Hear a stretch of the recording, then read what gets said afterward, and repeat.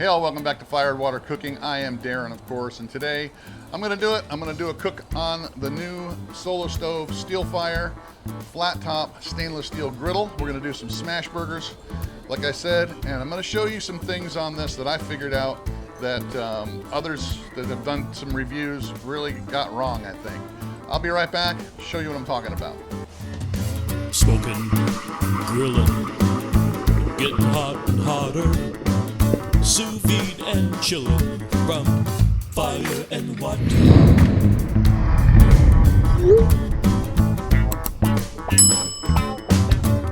Alright guys, so one of the things I want to show you is some of the people that did reviews on this particular griddle were complaining that they had to go around the back in order to turn on the gas. One of the things that this will fit a 30-pound gas tank underneath it, just barely. It barely touches the bottom, just very close to the washout pan here. But all you need to do is take out this, and you can reach in here and actually turn on your propane tank. So you can turn your propane tank on just by taking this thing out. You don't have to go around the back. So I don't understand why some people can't figure that part out. So I did go ahead and turn my propane on. I'm gonna go ahead and get it lit. There you go. You gotta hold it in and turn it. There we go. So I got it on high. Another thing on this griddle, this is stainless steel on top, but it's built like your high-end stainless steel pans, where it's actually got several different layers. So it's got a core of like copper, and then another bottom of stainless steel, and then another stainless steel on top. So what that does, it evens out the heating. So that's one of the reasons why this heats so evenly. Besides the burners having, you know, fire all over the place here, it's also because of the way this stainless steel is set up. It's like one of those high-end stainless steel pans that has multi layers of it. So you can also clean the stainless steel here with Barkeeper's Friend if you want. We used to do that in the restaurants all the time. When they start getting a little bit of brown around the edges here, you can actually take this off and clean it with Barkeeper's Friend. Works really well. Or stainless steel cleaner as well. So I went ahead and turned this on, and I'm going to show you just how easy it is to make smash burgers on here. I'm going to show you how we're going to make some smash burgers here. Give this some time to heat up. But I got a couple of balls here that we're going to make. I'm going to use my Fire and Water all-purpose black garlic seasoning here to get it all seasoned up. Salt, pepper, garlic, a little of this, a little of that. It's going to be just perfect. We're going to use some Havarti cheese instead of just regular American. By the time this gets heated up, we'll be ready to make a burger. I'm also going to toast the buns on here as well. I like the size of this griddle. It's not since it's not square, I guess people would think you got less cooking space, but it actually has about the same amount of cooking space as my Evo over there did. But it being oblong and since it's inset, it's actually easier to cook on than that over there, because I would have stuff rolling off the top, off the sides every once in a while. But with here, you don't have to worry about that because it's inset.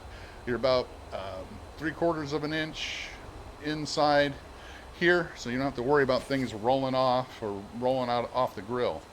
I think it's probably one of the better made griddles that I've seen out there, and I've had a couple. I've had a Camp Chef, I've had the Blackstone, I've had this Evo, and like I said, so far it's built just as well as any of those.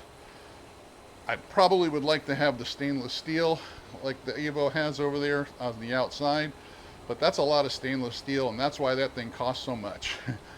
I'd rather have the stainless steel be on the cooktop and the lid. I'm going to use my ThermoWorks infrared here.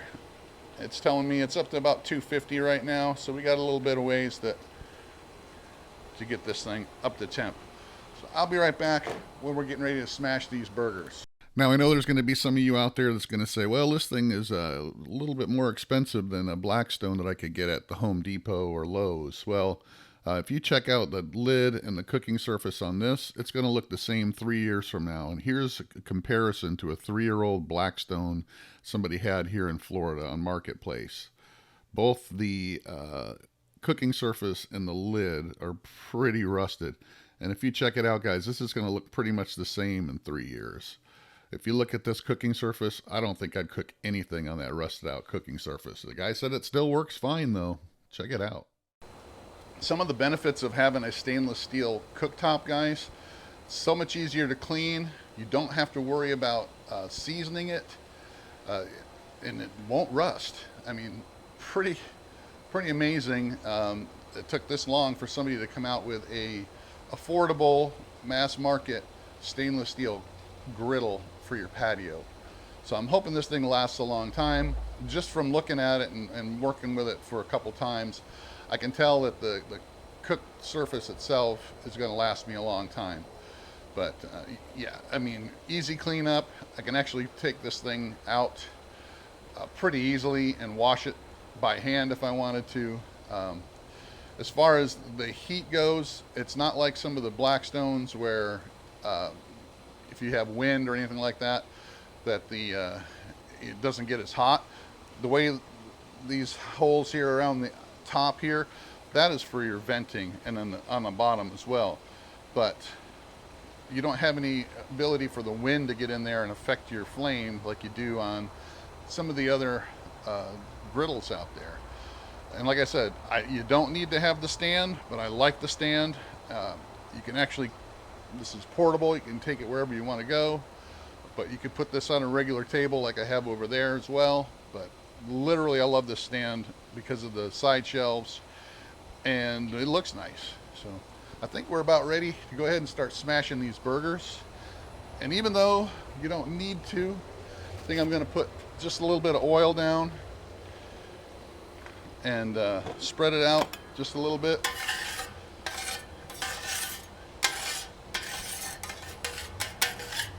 I'm only doing 2 patties on here because I'm the only one here today. So I'm just making it for myself. Now when I make smash burgers, guys, I use parchment paper on my smasher so that the burger doesn't stick to my smasher, and I smash it down all the way. I get it as thin as I can. You can tell this was probably about 8 minutes or so to get hot enough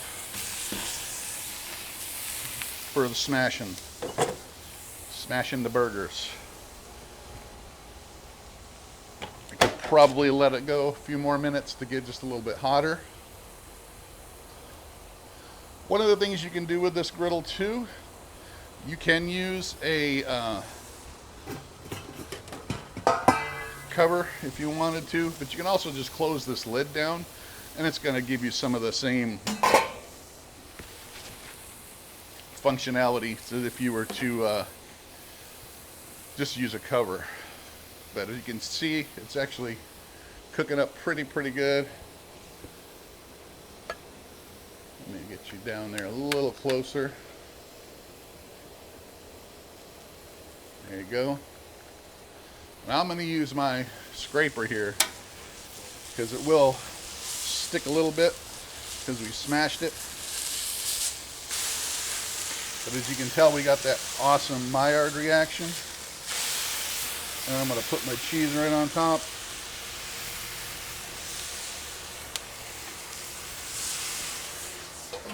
And I'll go ahead and put my top on.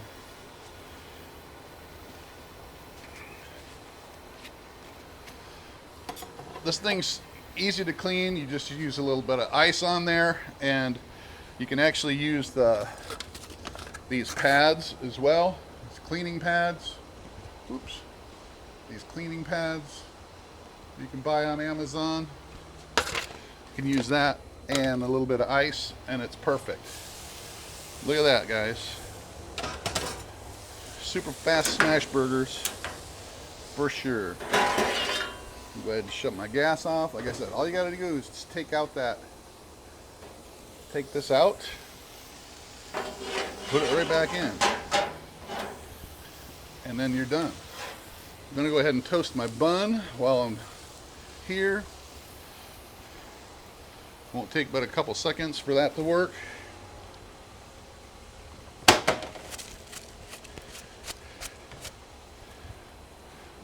You can probably get a good 12 to 15 patties on there on that size grill with that size patty. So it's definitely something that you're going to have plenty of room on there to cook whatever you want. All right, we got a nice toast on this. Get my patties off, put them right on the bun. Nice double. Scrape it off and we'll clean it up later. I'll show you how to clean it in just a minute while I get my burger all set up over here and have a bite. A little Kewpie mayo.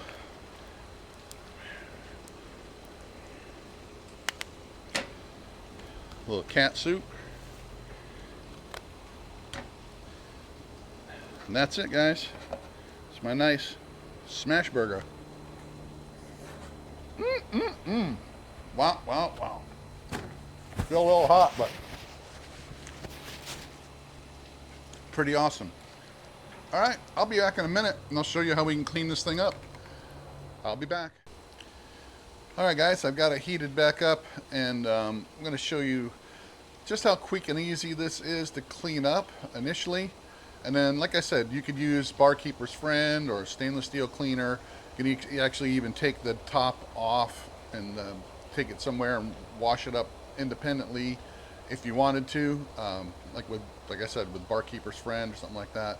But the best way, and this is how we used to clean them in the restaurants, we used to use ice. Once this gets heated up enough, we're going to use ice on here.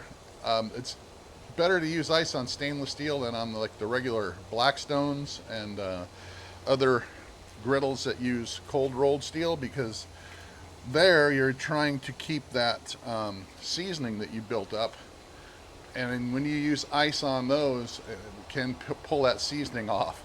So, but it's a lot easier if it's stainless steel, where you don't have to worry about seasoning the grill or having that seasoning come off. Just heat it back up super hot again.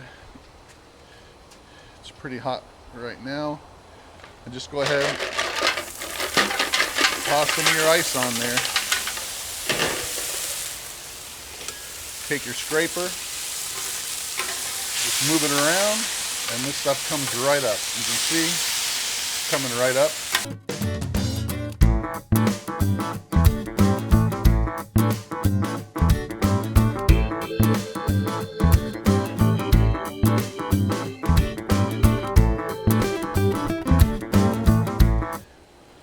And once we get that initial done, we can take our little pads here and get the rest of it.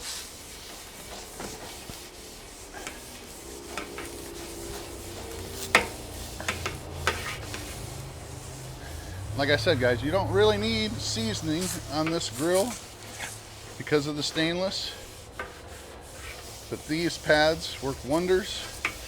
We used to use a lava stone on the ones in restaurants, and I think you can actually still get those, but this helps get any of the bigger stuff off, some of that actual oil residue,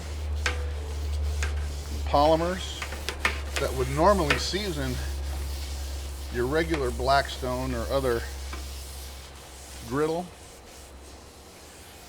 that you really don't need on this one.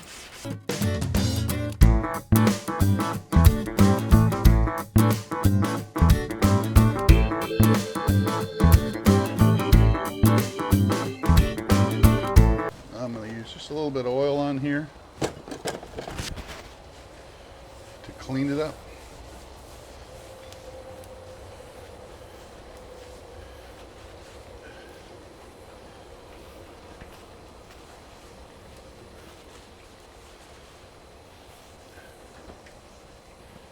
And there you have it. Nice and clean. Like I said, if you're looking for more than that, you can use Barkeeper's Friend if you want. But this is a working grill, so I think we're going to be fine just like that until we want to do a deep clean. But there you have it, guys. Super easy to clean, super easy to cook on, super easy to set up, super easy to turn on and turn off your propane tank by removing your little thing here.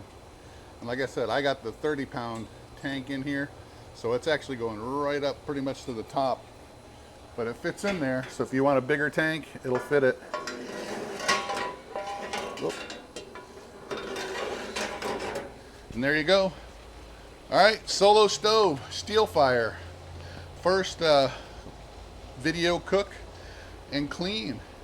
I really love it so far, guys. It's so far I'm liking it better than the Evo out there. You know, that Evo was very expensive, and I'm really liking this Steelfire just as well. So thanks for watching. Follow us on Facebook, Instagram. Check us out on Facebook, and I'll see you on the next video. Like, subscribe, and share. I got more videos coming.